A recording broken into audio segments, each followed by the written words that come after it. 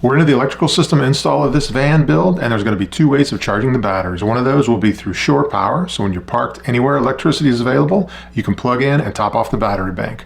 I'll show you what we purchased, how it's installed, and what to watch out for now. Welcome back to the channel, everyone. Today we're installing shore power. We installed ours on the driver's side rear of the vehicle. It's helpful if the shore power plug comes in close to where the electrical cabinet is. At least that makes for shorter wire runs inside the van, which is always a good thing.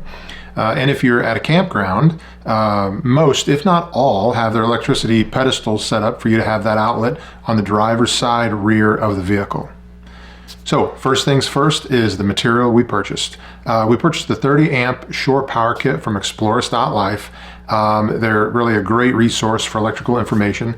This was just the easiest way for us to get the outlet, the different wiring, and everything we needed to complete this install. The kit comes with the outlet, the mounting hardware, and then the wire to run to your inverter once that's installed. So all the material needed to make this work. And this is a 30 amp plug, so I bought the adapter that allows you to plug into the standard household 15 or 20 amp outlets in case that's what you need. And I also bought the 30 amp locking shore power cord. I think it's about 25 feet, but it's a very sturdy cord you can use at a campsite or anywhere to plug the van into to electricity. Now for the install. The first thing to do is locate exactly where you want this to go. As said, the driver's side back of the vehicle is our location, but it needs to be at a place on the outside of the vehicle that doesn't have any trim around it, ideally. And then where it comes through on the inside needs to be at a place where there are no support beams or wheel wells or anything like that in the way. And you have enough room around it to attach it and get in there and make the connections and do what you need to do.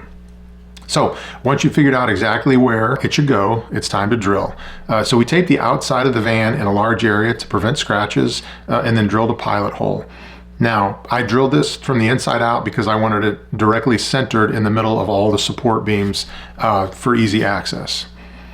Once you have the location established with the pilot hole, it's time to drill the larger hole. So when cutting into the van, metal shavings are a problem. They tend to get everywhere. So we tried this box approach in an attempt to contain the metal shavings as much as possible. For this install, we used this 2 7/8 inch hole saw from Lennox. So drill a hole, then vacuum up the metal shavings. Next, touch up the raw metal with any kind of spray paint, and then take the tape off. Now, after letting the paint dry a bit, it's time to install the outlet. You'll need to mark where the screw holes will go, so put the outlet in temporarily, level it, and then mark the 4 spots where the screws will go. I did this with a drill just because it was the smallest thing I had that would fit inside those screw holes. I then removed the outlet to fully drill the 4 holes.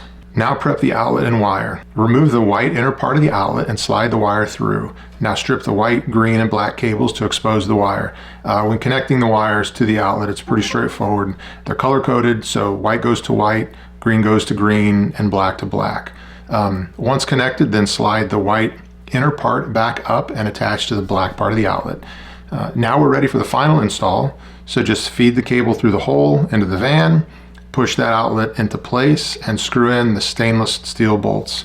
And it comes with a pre-installed gasket for waterproofing, so no need to seal it in any other way. Here's what it looks like on the inside.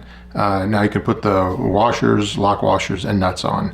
And you'll need some help for this step, as one person will be needed inside the van and one person outside the van. And here's what it looks like when done.